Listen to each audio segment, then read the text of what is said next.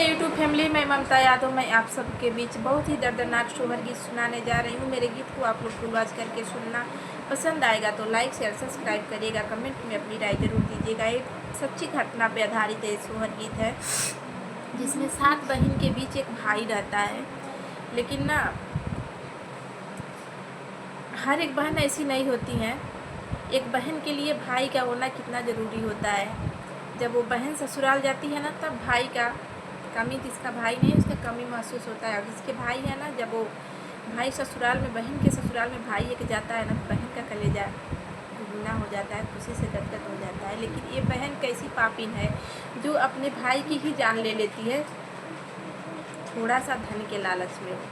कैसे क्या कर देती है इस गीत में आप लोग सुनिएगा। इस गीत को दादी अम्मा के मुख से सुना गया है, गीत को नहीं कहानी को सुना गया है। उसी पे इस गीत को मैं बनाती हूँ। मेरे गीत को आप लोग फुल वॉच करके सुनना। मेरे गीत में जो भी गलती होगी आप लोग क्षमा करना। पसंद आएगा तो कमेंट ज़रूर करना, गलती जो होगी उसे भी कमेंट करके आप लोग बताना। प्लीज़ आप लोग अगर कमेंट करते हो ना, एक भी कमेंट आता है ना, तो मन को थोड़ा वो मिलता है कि हाँ हम ये काम करें। आप लोग कमेंट, लाइक, शेयर, सब्सक्राइब जरूर करना प्लीज़।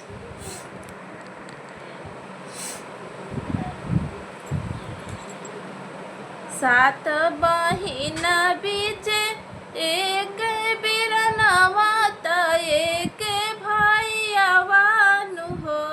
ललना भैया गईले परदेस नो करी बड़ी सुंदर, नौकरी बड़ी सुंदर हो। ललना भैया गईले परदेस नौकरी बड़ी सुंदर हो। बरह बरिसा भैया आए बहिना देश उतर, बहिना देश उतर ही हो। बहिनी गोड़वा पकड़ी भैया भेटई नयना निराढ़ हो। बहिनी भैया पकड़ी उह भेट नयनमा से निराढ़ हो। चार मोहरा भैया दिहल बहिना सामु झावई हो। बहिनी जिनी रोवा हमारी बहिनी आया सुया जिनी गिरावहु हो। हे बहिनी जनी रोवा हमारी बहिनी आया सुया जनी गिरावहु हो। एतनी बचनी जाबा सुनली बहिनिया त मन में विचार कर, मन में विचार कर हो। बहिनी उन ललना बहिनी के मन घुसे पाप बीरन मारे सोचाही हो।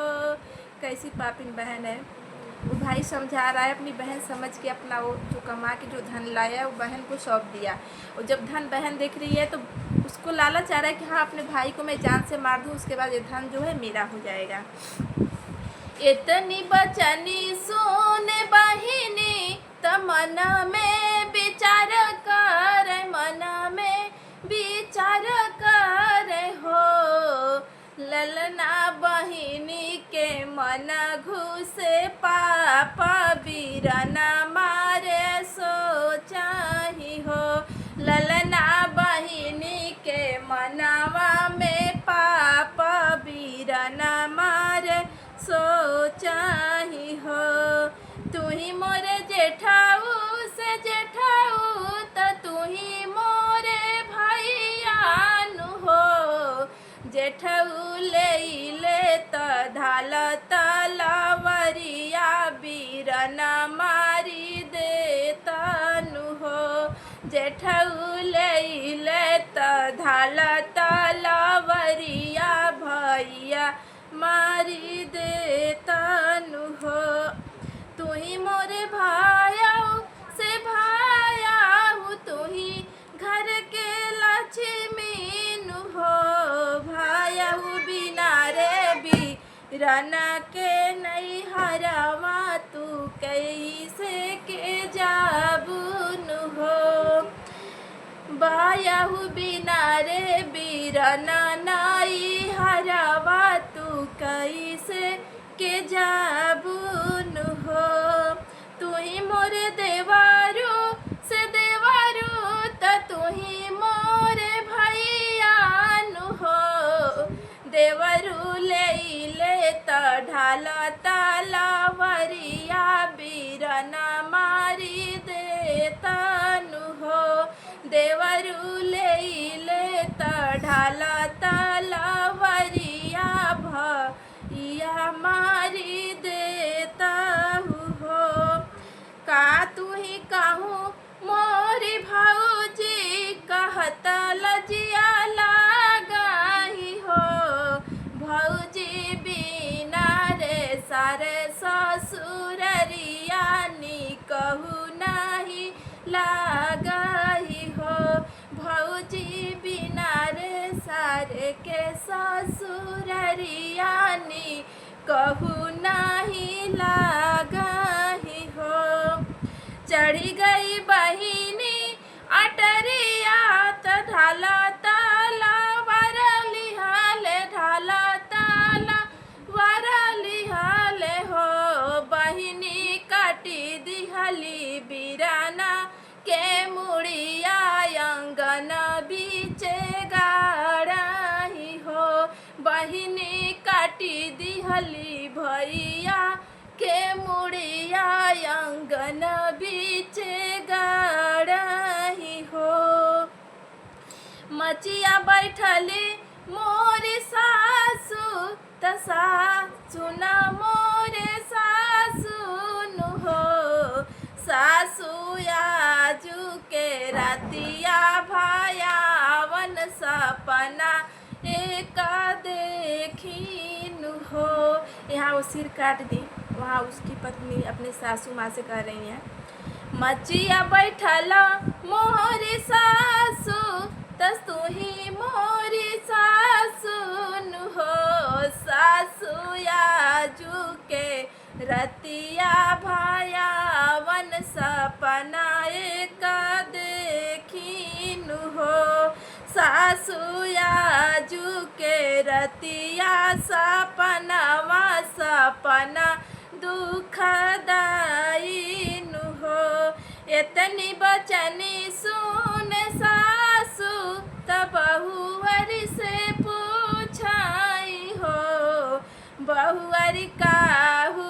तू देखलू सपनावा सपना दुखदायीन हो बहुअरी का तू ही देखलू सपनावा सपना दुखदायीन हो सपने में देखी मोर पियावा बहिना घर उतरे बहिना घर उतरही हो सासू बहिनी के मन घुसे पापा बीरना मुड़ी काटही हो सासू बहिनी के मन घुसे पापा बीरना जान मारही हो जेठ बाई सखावा के दिनवा त गरमी